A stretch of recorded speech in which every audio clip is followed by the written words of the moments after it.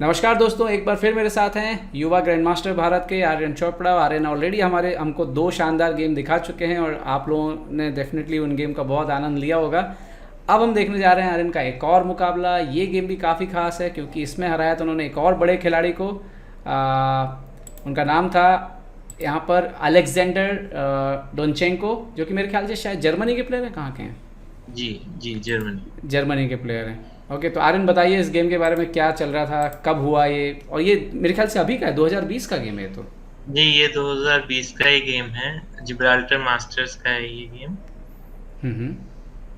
और ये second last round game थी और ये मेरे लिए काफ़ी इम्पोर्टेंट थी।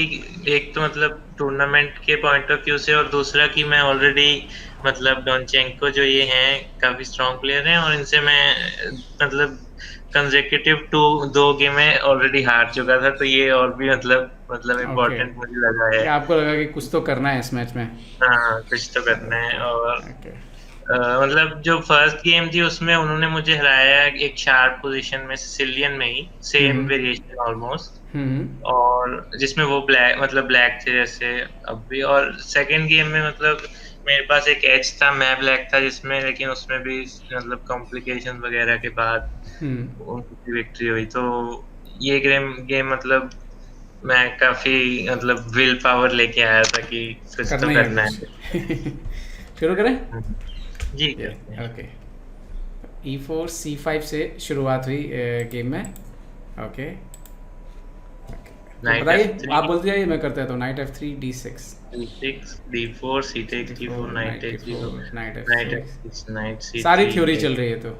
जी, knight और बिशप हम्म। E3, हम्म। E5, knight B3, bishop E6।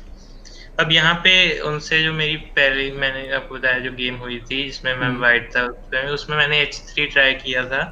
Okay. तो इस बार मैंने डिफरेंट मतलब जो मेन लाइन है F3 वो खेली। ओके। F3 H5 अब काफी पॉपुलर हो गई है, मतलब इंटरेस्टिंग वेरिएशन है। हम्म। तो नाइट D5, ये सब थ्योरी है। Bishop into D5, into D5, knight B D7, D7, queen B। Queen D2, yes, G6। G6, long castle. अब लॉन्ग कैसल मेन मूव नहीं है, लेकिन मतलब काफी प्लेयर्स ने खेली है, तो हम्म। मतलब कोई ऐसे नई मूव नहीं है। हम्म। नाइट B6, किंग B1, ये पॉन सेक्रीफाइस नॉर्मल है। हम्म। नाइट इंटू D5, बिशप बीजी। G5, bishop E7, C4, night B6। अब ये C4 और नाइट B6 वाला मतलब अब नाइट A5, ये एक इंटरेस्टिंग प्लान है जो आई थिंक आज से पहले से मतलब इस गेम से पहले सिर्फ 1 या 2 गेम्स में ही हुआ है। हम्म। तो तो शायद उनके लिए ये आपकी उनके लिए प्रिपरेशन थी ये पूरी? जी, जी, ये पूरी प्रिपरेशन थी। हम्म। और शायद उनके लिए सरप्राइज भी रहा हो ये। हम्म। लेकिन उन्होंने इसका रिप्लाई काफी अच्छे से किया, कैसल, जो हम्म। कि आई थिंक बेस्ट मूव है। अब लेकिन मैं अभी प्रिपरेशन में ही था, तो मैंने किया H4। ओके। अब मुझे पता नहीं कि उनकी प्रिपरेशन थी या नहीं, लेकिन ये D5 भी इंजन इसे सही बता रहा है, ओके। जो कि मतलब मुझे पता था क्योंकि मैं तो प्रिपरेशन में ही था। अब हम्म। G4 किया मैंने, जो कि प्रिपरेशन में ही थी मूव। ओके। अब यहाँ हम देखें तो पोजीशन पूरी तरह से शार्प और खुली हुई है, तो बहुत अनक्लियर है। और इस ऐसी पोजीशन में यूजुअली मतलब प्रिसीजन चाहिए होती है काफी खेलने के लिए, हम्म। क्योंकि कैलकुलेशन बहुत ज़्यादा होती है, इतनी पॉसिबिलिटीज़ होती हैं। हम्म। तो अब यहाँ पे उन्होंने किया E4, ये मूव मेरे लिए नई मूव थी, ओके। जो प्रिपरेशन में नहीं थी। अब देखें तो कितनी सारी पॉसिबिलिटीज़ हैं, जैसे C into D5, G into H5, या फिर बिशप E2, या फिर और भी कई पॉसिबिलिटीज़ हो सकती हैं। हम्म। ओके।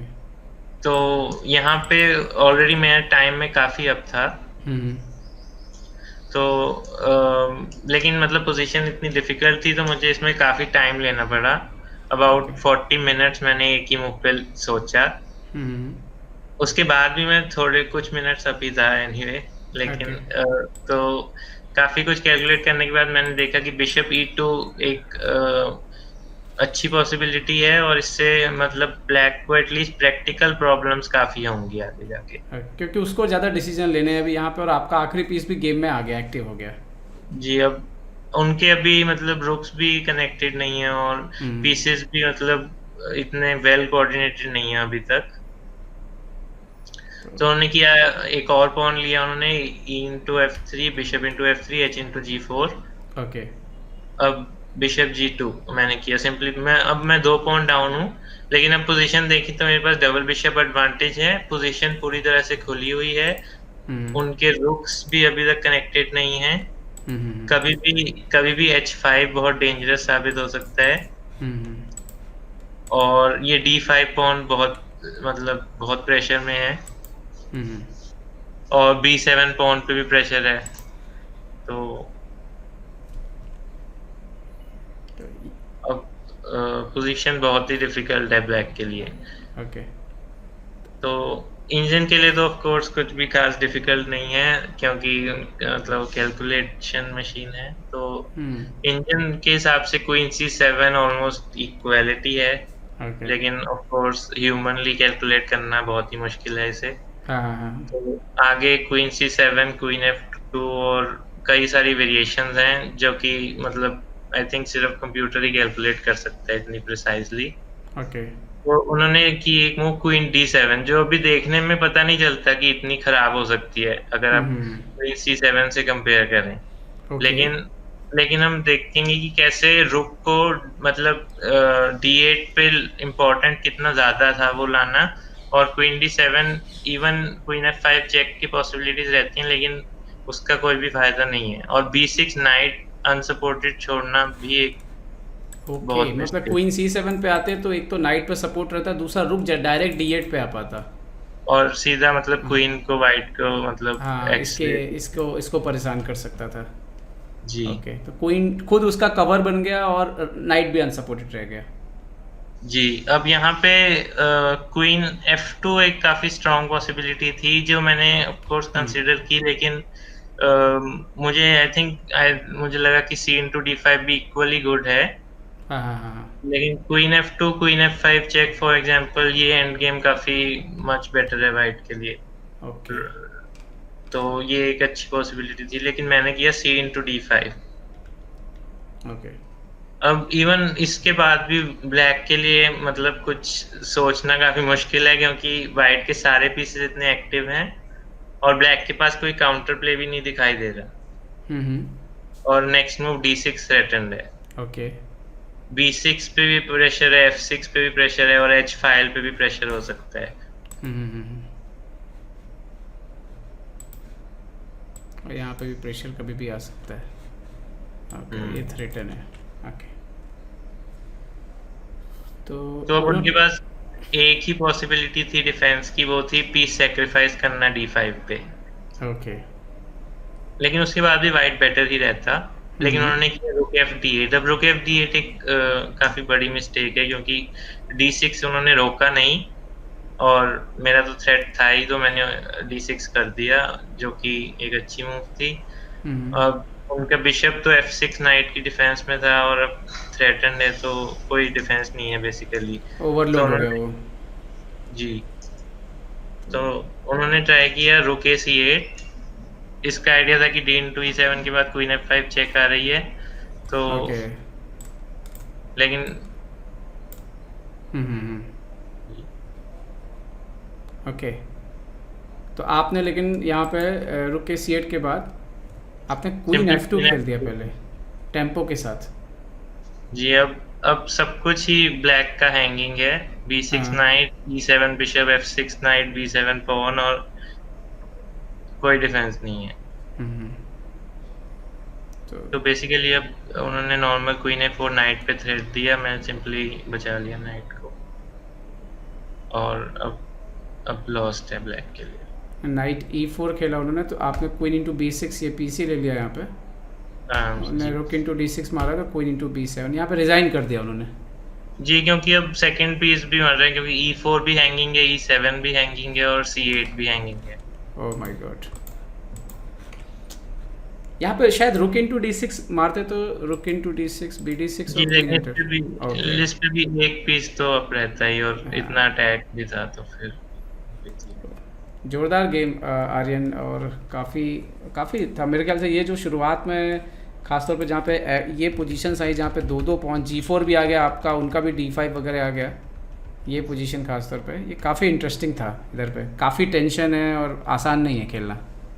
जी। ओके, तो आर्यन जब इस तरह के आप गेम जीतते हो जिसमें आपका प्रिपरेशन जो है काफ़ी अच्छा रोल प्ले करता है, तो आप किस तरफ शतरंज को जाते हुए देखते हो और आप अपनी स्ट्रेंथ क्या मानते हो फिर?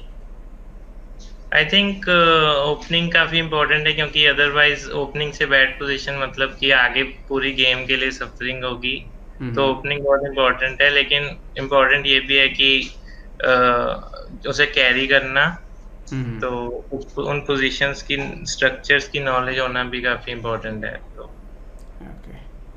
ओके आर्यन, बहुत बहुत धन्यवाद हमसे जुड़ने के लिए, इतना समय देने के लिए, और हमने जो है आपके 3 वीडियोस जो है वो लगातार देख लिए। फ्यूचर में भी उम्मीद करते हैं कि आपके जो है हम और गेम्स इसी तरह देखते रहेंगे।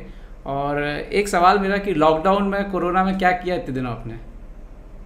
जी, अभी तो तैयारी चल ही रही है, नई नई चीजें प्रिपेयर करना और अपनी on over the board strength को बढ़ाने के लिए वर्क करना।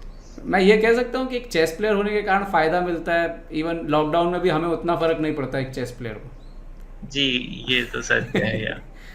Okay Aryan, thank you so much हमसे जुड़ने के लिए, और आपको भविष्य की बहुत सारी शुभकामनाएं, और उम्मीद करते हैं आपको हम Hindi chess base India channel पर यूं ही देखते रहेंगे कभी ना कभी। Thank you so much Aryan, thank you. तो उम्मीद है आपको हमारे वीडियो पसंद आए होंगे। अपने सुझाव हमें जरूर दें, और याद रखें शतरंज की हर छोटी बड़ी खबर के लिए जुड़े रहें चेस बेस इंडिया चैनल से। जी हाँ, चाहे वो खिलाड़ियों के इंटरव्यू या फिर वो खेल का विश्लेषण, चेस बेस इंडिया हमेशा आपके लिए खबरें लाएगा सबसे तेज सबसे जल्दी। सब्सक्राइब करें Hindi chess base India channel को।